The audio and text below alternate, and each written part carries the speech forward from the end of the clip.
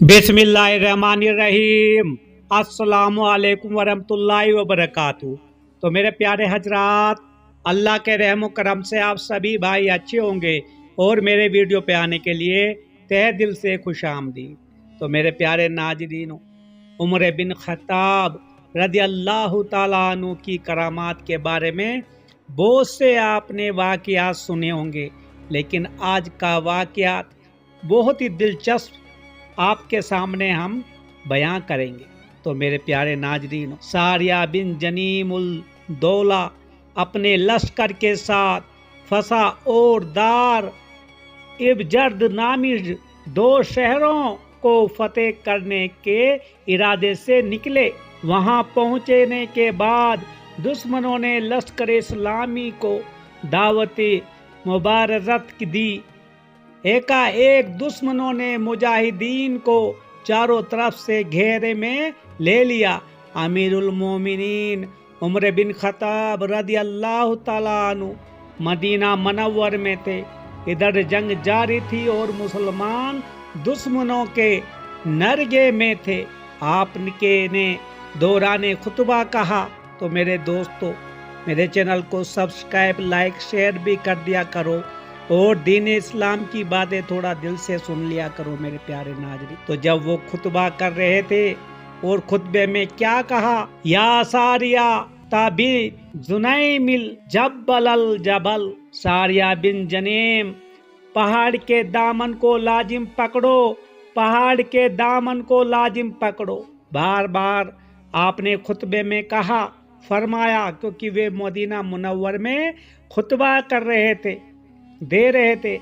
तो हाजरीन अमीरुल मोमिनीन की उस बात का मफहूम नहीं समझ सके। मुजाहिदीन के करीब ही एक पहाड़ था जहां पनाह गुज़े होकर वो दुश्मनों से मुकाबला बआसानी कर सकते थे। अमीरुल मोमिनीन का ये जुमला वहां गूंज रहा था जहां मुजाहिदीन दुश्मनान इस्लाम से बरसिर बेकार थे, यानी कि खूब जस्तोजहद में जंग कर रहे थे मेरे दोस्तों। लेकिन उमर बिन खत्ताब रज़ी अल्लाह ताला अन्हु मदीना मुनव्वर में खुतबा पढ़ रहे थे और सुनाई कहाँ जा रही थी, बहुत दूर। तो एकाएक सारिया बिन जनेम अपने लश्कर को लेकर पहाड़ के दामन में चले गए और मुजाहिदीन की सब आराई करके दुश्मनों से जंग शुरू कर दी। पहाड़ चौंके, मुजाहिदीन कोई तरफ से महफूज कर दिया था, इसलिए मुजाहिदीन को मुकाबले में आसानी हो गई थी। चुनाचा मुजाहिदीन ने जम कर हमला किया और अल्लाह के फजल से दुश्मनों को शिकस्त फाश से दो चार कर दिया मेरे नाजरीनों।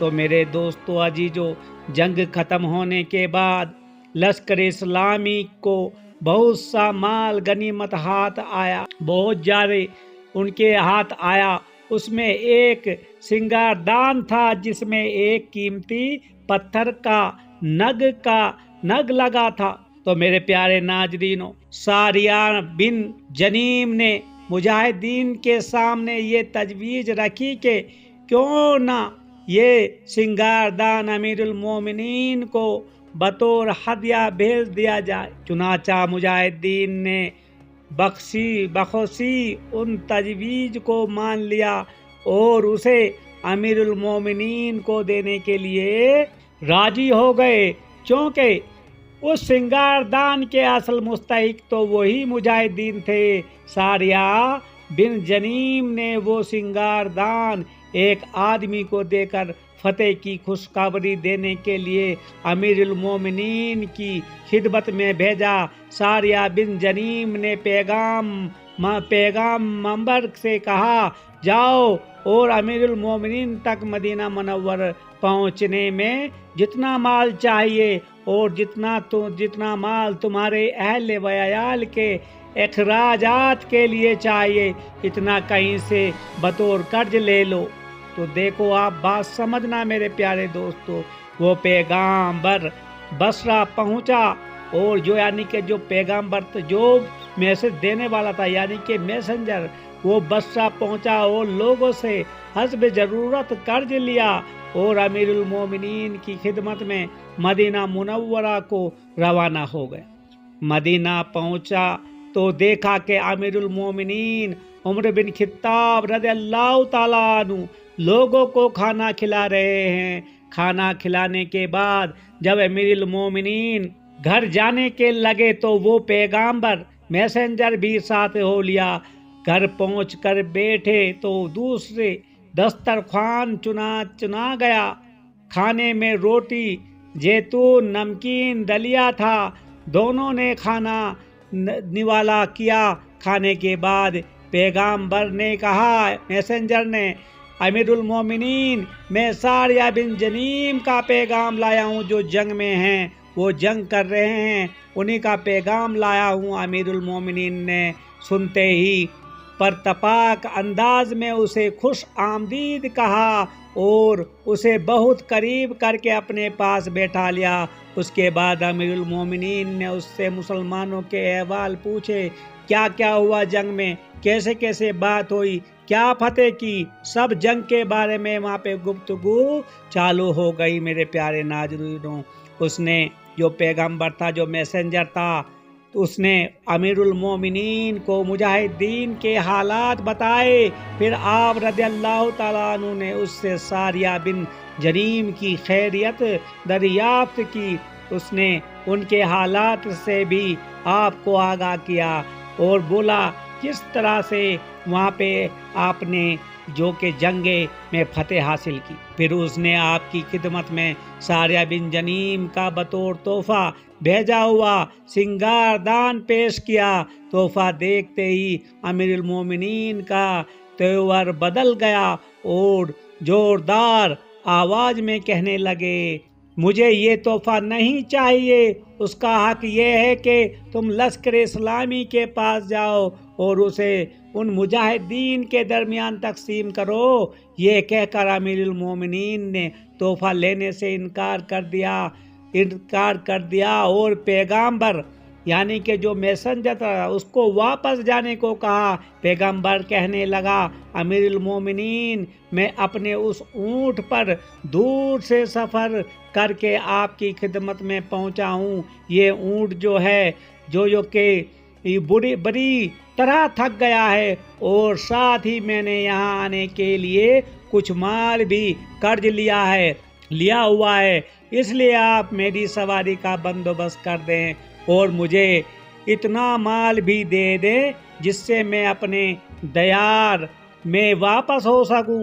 امیر المومنین نے دیکھا کہ پیغمبر اسرار کے ساتھ تقاضا کرتا جا رہا ہے تو آپ نے صدقے کے اونٹوں میں سے ایک اونٹ اسے دے دیا اور ساتھ ہی اس کا اونٹ لے کر صدقہ کے دیگر اونٹوں میں شامل کر دیا۔ پیغمبر کو جب امیر المومنین کی جانب سے کچھ ہاتھ نہیں آیا تو وہ غصے کی حالت میں بصرہ واپس گیا۔ مدینہ میں پیغمبر سے ساریہ بن جنیم اور فتح کے بارے میں پوچھا گیا کہ فتح کے دن تم نے کوئی بات سنی تھی؟ پیغمبر نے کہا، ہاں ہم نے یہ سنا تھا، اے ساریہ، پہاڑ کے دامن میں یعنی کہ جنگ کی بات بتا رہا ہوں میں، جو کہ حضرت عمر بن خطاب جب خطبہ پڑھ رہے تھے مدینے میں اور جو کہ وہاں پہ مجاہدین جو کہ جنگ لڑ رہے تھے وہاں پہ انہوں نے یہ سارا ماجرا سنا تھا۔ تو یہی یہ ممبار جو کہ میسنجر تھا یہ آپ کو بتا رہا ہے۔ تو ہم دشمنوں کے نرگے میں ہلاک ہو جانے والے تھے، مگر جب ہم نے آواز سن کر پہاڑ کے دامن میں جا کر لڑائی کی تو اللہ تعالیٰ نے ہمیں فتح و کامیابی سے نوازا۔ تو یہی ہم نے سنا تھا میرے حضور، میرے سربراہ۔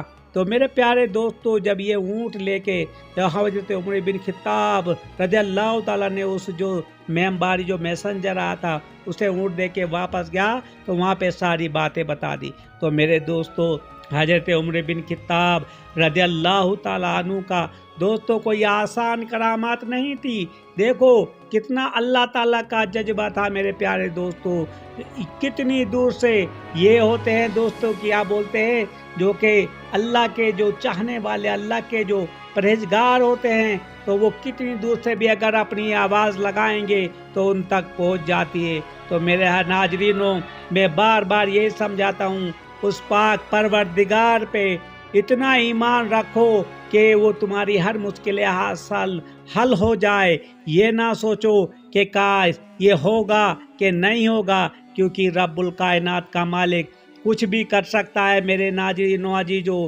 اور یہ نہیں، یہ پہلی دنیا میں نہیں، آج بھی تم کر سکتے ہو، لیکن حلال کھانا ہونا چاہیے، سچ دل میں ہونا چاہیے، دل ایک دم سچا ہونا چاہیے، نہ کہ اس میں دنیا کی چاہت بھری ہوئی ہو۔ دوستو اگر دنیا کی چاہت تھوڑی سی بھی دل میں بھری ہوگی تو تم کبھی کامیاب نہیں ہوگے۔ اللہ تعالی ہمیں اچھا بننے کی توفیق عطا فرمائے۔